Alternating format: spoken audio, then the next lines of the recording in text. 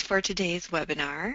My name is Bree Houston, and I'm going to be your presenter for today. So our focus here is going to be on workflows, and we're going to go from anywhere from a very simple workflow to a pretty complex workflow, all kind of centered around kind of the email notification scenario, since that tends to be kind of our primary use for workflows with integrating in InfoPath. So let's go ahead and get started. So this image is kind of a fun one to start our July 2nd morning, almost, you know, that holiday time. But I think this image is, you know, kind of humorous, but it demonstrates kind of how kind of integrated and maybe a little bit crazy our workflows tend to get. So kind of, I guess to start off, what is a workflow and why is it important to us? And I think it's really because it helps us take some of these manual processes, whether it's snail mail, email, ideas, communications, and puts them in one kind of repository or place.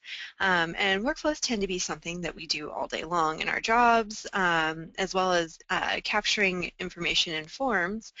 And it's really important to kind of take advantage of workflows to your benefit and not make things harder for yourself. So that's what forms kind of help us do.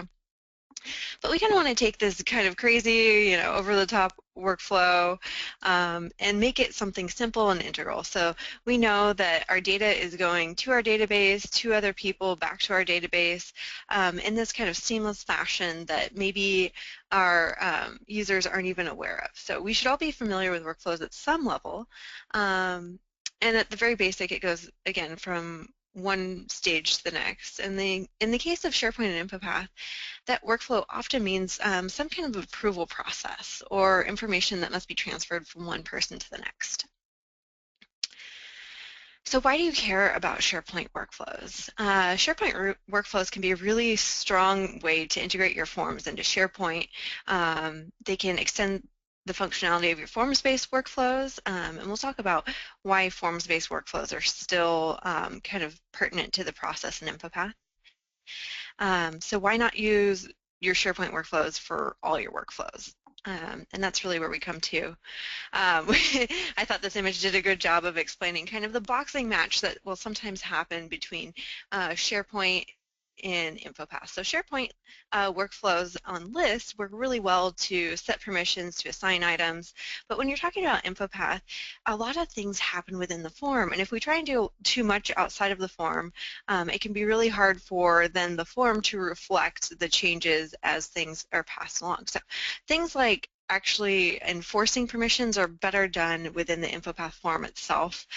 We tend to use the currently logged in username in almost, or we do use it in every form to identify the currently logged in user and determine their permissions, sometimes switching to a view that doesn't display anything because they don't have the correct permissions.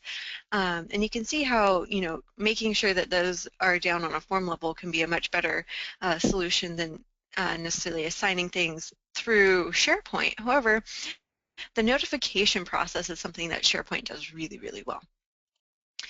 So the good use of SharePoint workflow would be those email notifications, appending links. You'll see that in kind of later part of the demo. And leveraging data from promoted site columns. So that's another good thing to note is we want to be using columns that are created as SharePoint site columns, and then we use our promoted columns referencing those site columns. And there's a few reasons for that. One would be a lot of times, you know, your form, your first stab at, you know, deploying your form isn't the final version even when it goes into production, and sometimes there's schema changes, in which case you want your current data to persist, and it's necessary to move to content types instead of publishing directly to your library. And what you'll see is if you promote and create columns from the InfoPath form itself, you're going to get duplicate columns, and it can make things like your SharePoint workflows really, really hard, or you'll end up with some blank columns as well. And you also see that workflows kind of fill those gaps and function outside of your form field. So that's primarily going to be this notification scenario. So where forms workflows should be used. So we just talked about SharePoint workflows. what should happen still in the form is going to be assigning documents, limiting those permissions, locking items, approval processes, creating a form link. And there's some creative ways that you can use InfoPath forms to create dashboards that expose only necessary data to users instead of exposing them to the library. Using the view and assign to me or created by me can be a really strong function.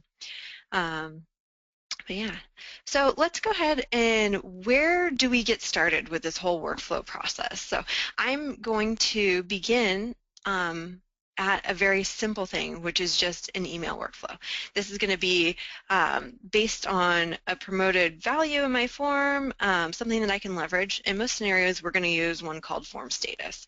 And this essentially is that approval process going from A to B.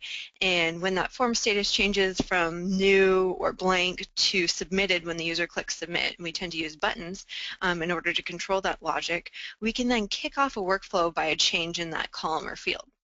And so why do we need that change? Well, a workflow is going to kick off from a change event in a column, and so we need something to leverage to kick off that event, or else we're going to have kind of repeating workflows that don't have much direction. So we need to use those parameters kind of to our advantage.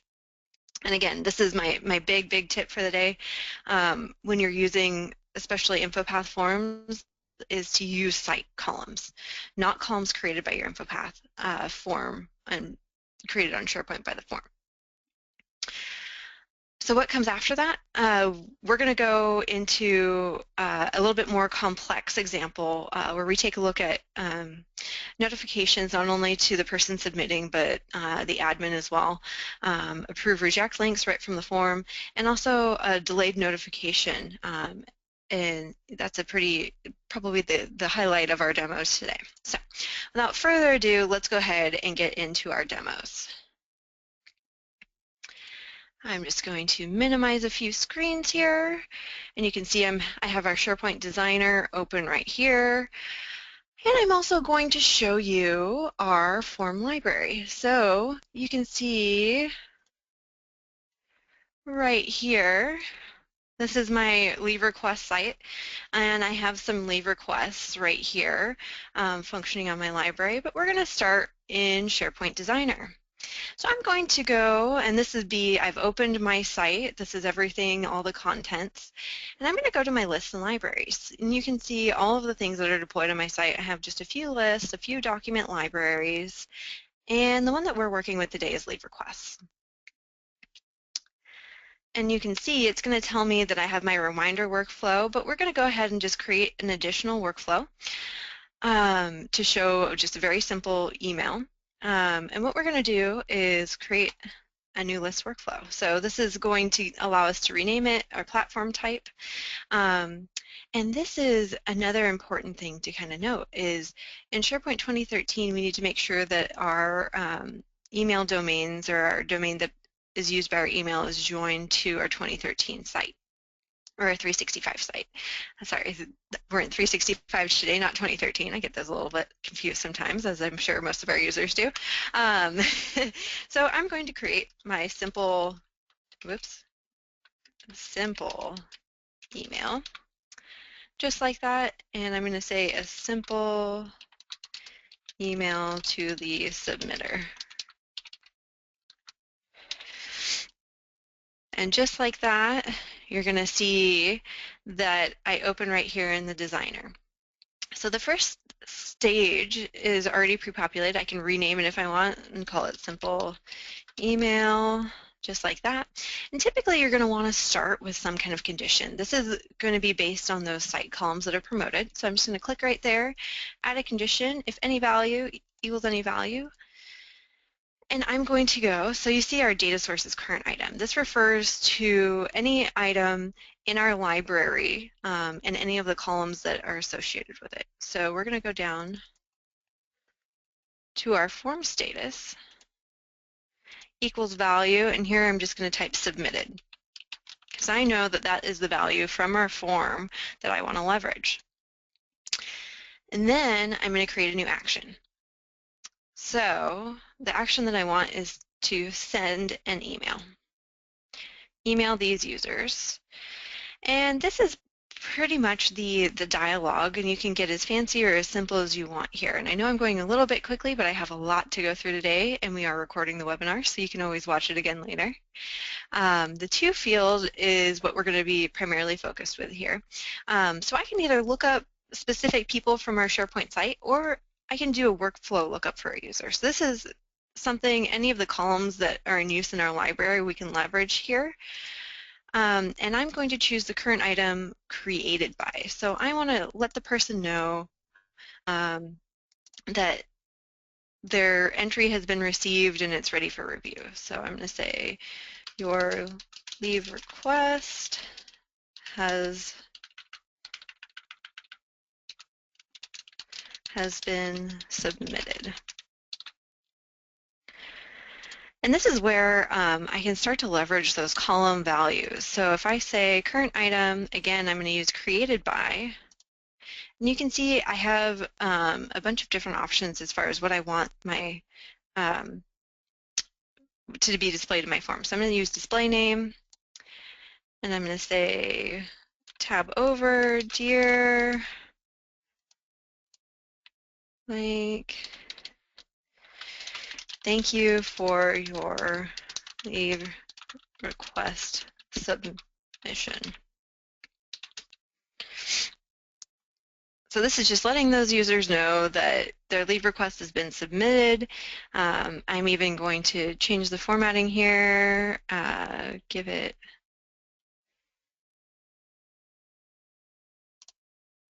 a little bit different so that we know that this is the email that we just submitted. I'm going to make it pink. And my email's looking pretty good, so I'm going to say OK. The last thing that I need to do is transition to a stage. So I'm going to start typing here, and you can just type go, and then I can click enter to a stage. And you can see that I only have the stage to start and end. So in 2013, it's really important to go and end your workflow. I'm going to check for errors. It contains no errors, so I'm going to just publish out to my library. And you can see publishing there. So while that's happening, I want to go and take a minute to talk about those site columns. So on our typical SharePoint site, we have forms that are created by InfoPath, and then we also have our site columns. So I'm going to go to our site settings.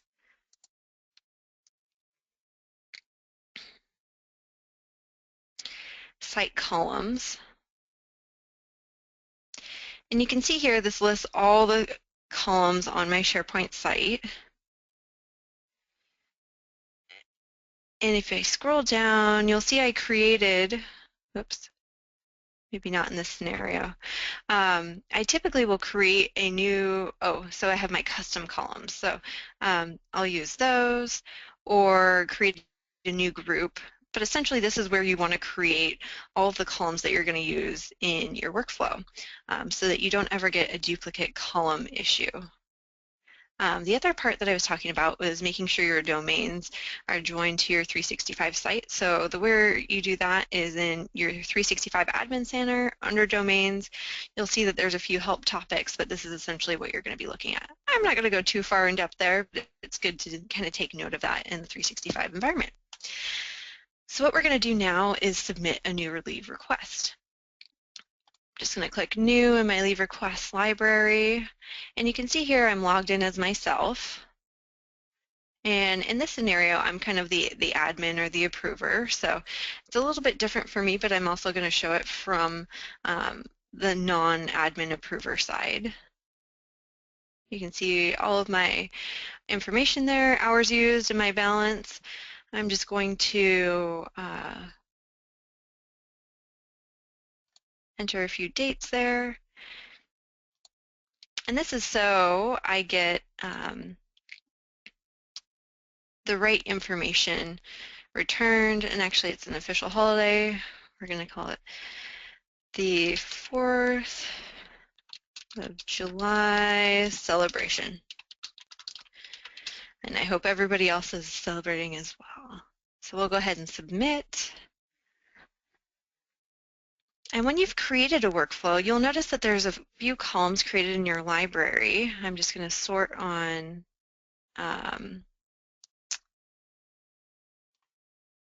let's see, submitted, there's my entry right there, submitted by me.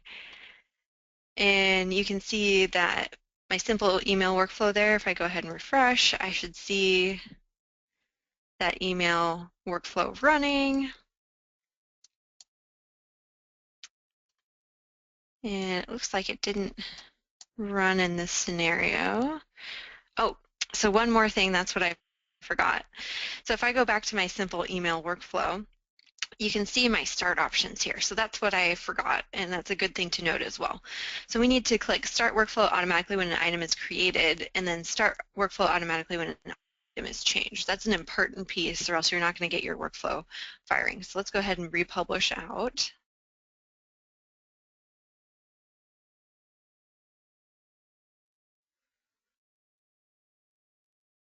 And I'm going to submit a new request to demonstrate that piece. So we're going to go back to our form library now. I'm going to add that new item for my 4th of July time off for America's birthday. There we go. And you can see there's some calculations happening here. We're using a command called the date difference in Q rules so that my weekends aren't included in our calculation for the PTO hours and the total absence. You can see my hours used and my balance. I'm going to say an official holiday. There we go, and submit. So now what we should see is that item that had 2 blank workflows should now have 2. So if I click that simple email workflow, we should see, okay, it's already completed. So if I go over to my inbox now, whoops, you can see there's our Dear Bree, Houston, thank you for your leave request submission. So that's the quick and dirty of a simple email workflow, but let's go take a look at what all of this other things are. So this is what we have going on in our other workflow in this scenario.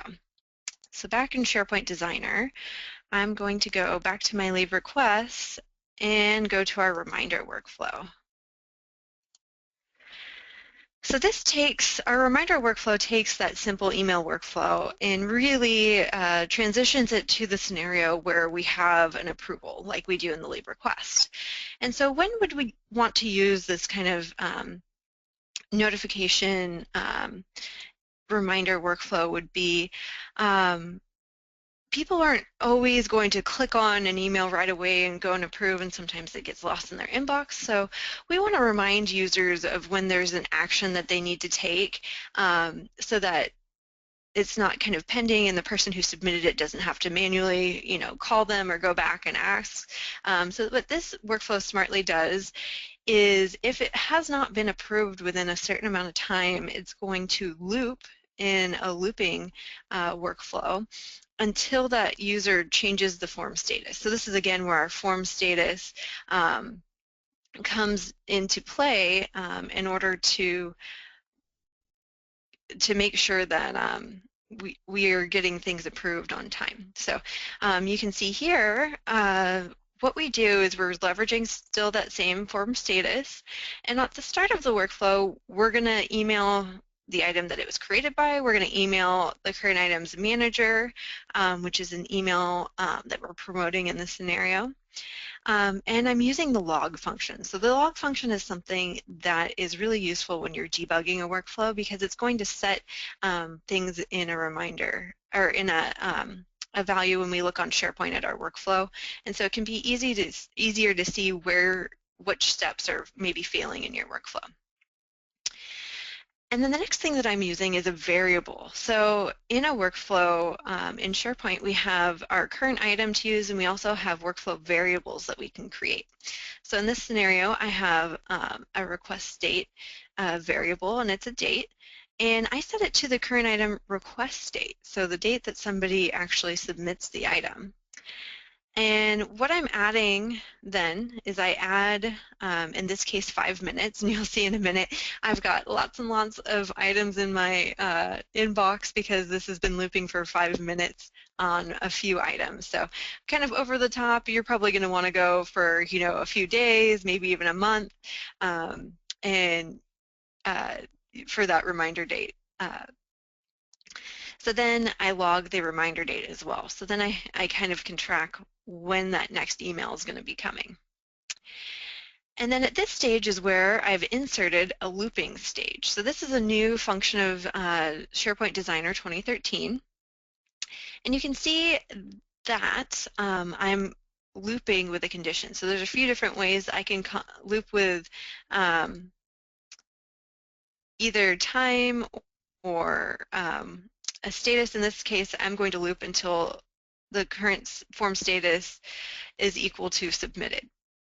So if this item is equal to submitted, you can see I have a pause until my variable reminder date, and then I'm emailing my current item manager in a very similar email to the kickoff with that kind of reminder to go and approve my item. And I'm also logging the reminder date. And you can see I then have my approved, rejected to email in both of those scenarios. And then again, it's very important to transition to the end of the workflow.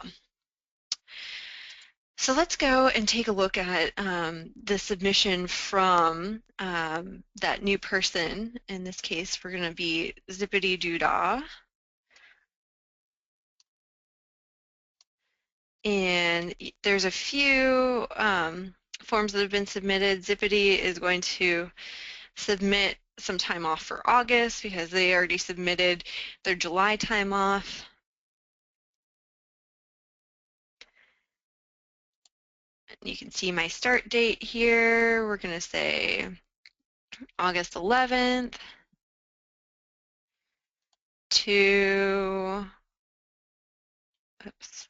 August 17th. So you can see kind of that smart calculations. They're going to be using a lot of their PTO in that time. So I'm just going to say PTO date. And I'm going to say vacation for Zippity. And I'm going to hit submit.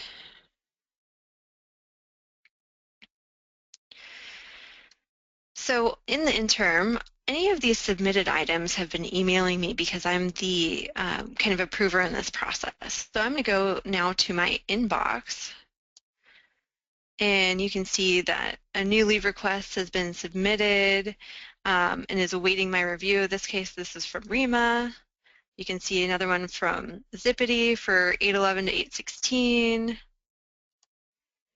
And I'm going to go back into that one submitted by Zippity. And in this case, I have, to view the details of the request, I can click there, or we've implemented an approve and reject right from the email. So how are we doing this? Well, in our looping, we actually are passing an input parameter in the URL. And this is something that we took a promoted URL that we kind of reassembled and promoted in SharePoint, and then added a little extra piece so that QRules, as we open the form, is going to kind of smartly say, oh, okay, they are approving the request. I'm going to approve and submit. So here is my approval of Zippity's time for July.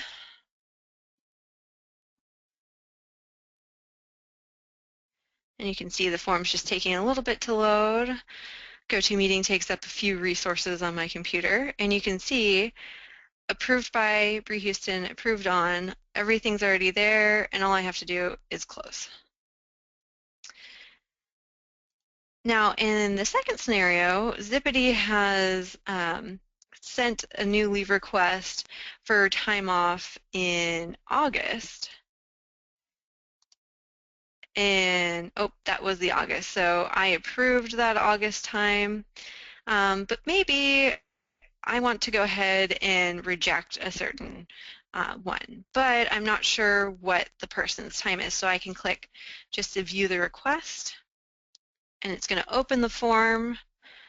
And this time you can see I have my approve and reject buttons here, and you can see hours used and balance, and I'm going to go ahead and approve. So what you're going to see, because this request does not have any hours, is this time is not going to be updated.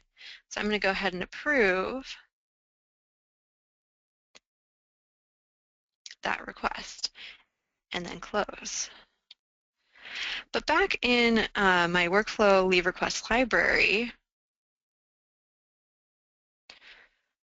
you can see that we have a few users that have submitted multiple requests. So let's go ahead and we'll go now to one that has just been submitted, maybe by Rima here. And what you're going to see is a query out to our PTO list. So what's going to happen here, let me open a new window. So we're functioning off of, let's see, we'll go here.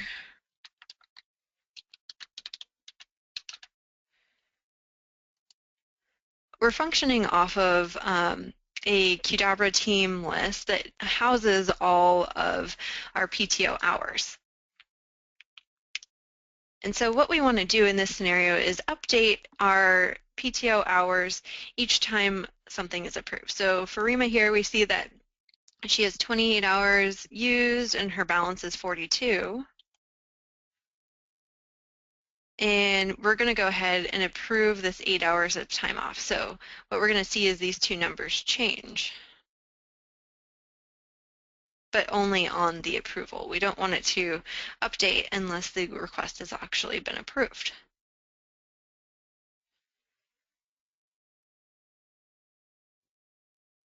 Okay, and you can see that her balance and hours used updated there to reflect that change. And if we close now, and I think she has one more request that's been submitted. Oops. And she doesn't. But if she was to open a new request, you're going to see that change. So maybe I'm going to go in and approve my own, even though they are the same day here, just to kind of show you how that works. So you can see hours used and balance. I'm going to approve. You're going to see those hours update.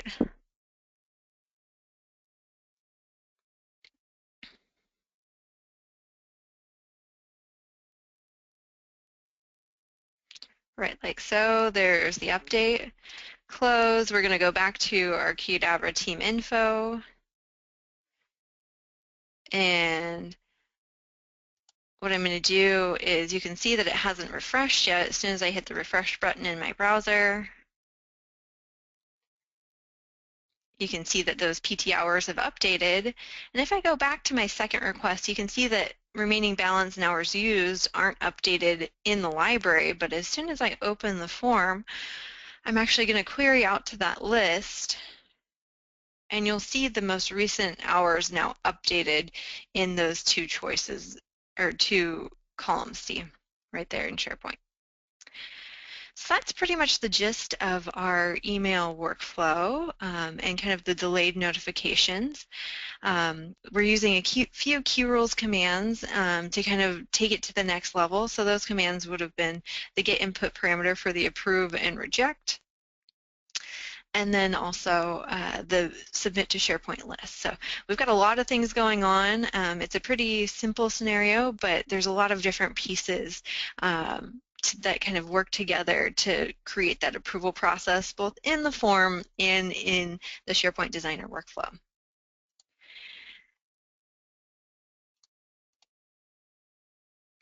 Oops.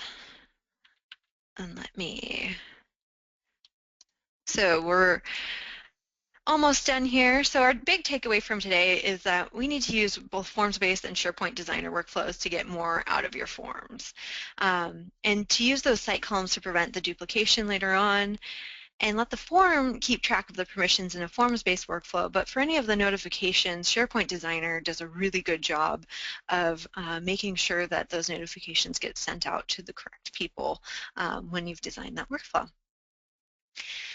And that is the end of what I have for today. So thanks everyone for joining. We're going to stop recording now, but I know there's a few questions, so I'm going to make sure that those get answered today. Okay, so I have one. Please discuss site columns versus library columns carefully. Where do you use which? You're going to use the site columns, I would say, always. And the library columns are going to utilize those site columns. So if I go into the webinar template here, and I'm going to go into my file tab and do my long publish to my SharePoint server. So this would be where you're doing it from the InfoPath side of things. And you can see I'm just stepping through the designer right here. And I'm just going to update all the way to when I get my site columns, or my columns. So this is my promoted properties here. You can see that I can add, maybe we'll add job title, and you can see that it says none, create new column in this library. So that's what we want to avoid in this scenario. What we want to do is actually scroll down to either one of our custom groups or one of the defaults of SharePoint and pick a column if we have one that relates, or go back to SharePoint and create a site column that we can use. So that's essentially what I'm talking about in preventing that duplication of columns in your SharePoint site. Okay,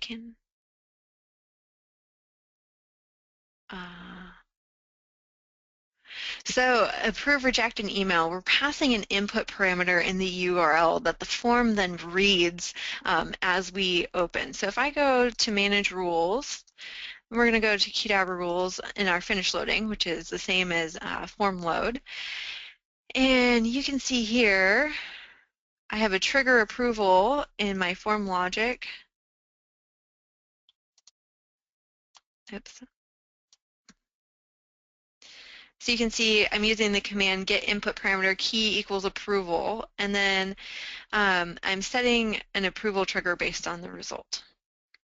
And if you fill out the survey from today's webinar, you're going to get both the form and the list in order to kind of be able to take a look at the logic that we have happening in the form. And yes, we are using Q rules with O365. And can a field in InfoPath form be updated in other? I would not recommend updating a field in an InfoPath form from another InfoPath field in a different site with a workflow, simply because if you then open the form, that value is not going to be reflected in the form and will change. So that's why we want to make sure that we're changing values that are contained in our XML from opening the form, not from SharePoint itself. And unless anybody else has questions, again, if you fill out the survey today, you're going to get a copy of the form to kind of take a look at and dive deep into so that you can get a better look at all the things that we demoed today. Would there be any way to show permission within InfoPath? So we can set a few different things.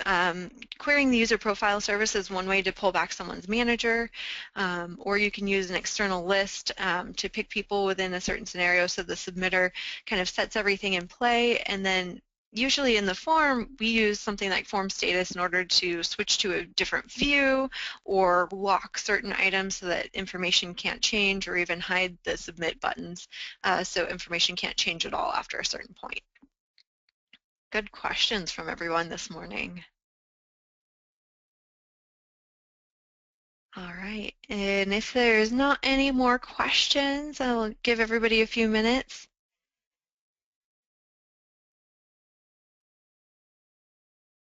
Oh, I'm glad everyone seems to be liking this webinar so much.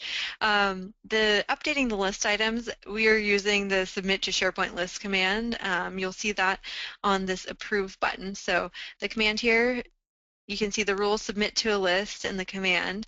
You're going to need the SharePoint to the InfoPath to SharePoint list tool in order to create your mapping. And you'll be able to kind of fix it up and kind of see how that mapping works and the submit works. So thank you, everyone, and I hope you have a wonderful Thursday and a very safe 4th of July. I just got a question about a loop in SharePoint 2010. Yes, there is a way, which we're still working on kind of debugging and getting working with a less buggy manner, but there definitely is a way to do it. It's just a little bit more integrated than it is in 2013. It's much, much easier to do in a 2013 scenario. All right. Thanks, everyone. Have a great and safe 4th.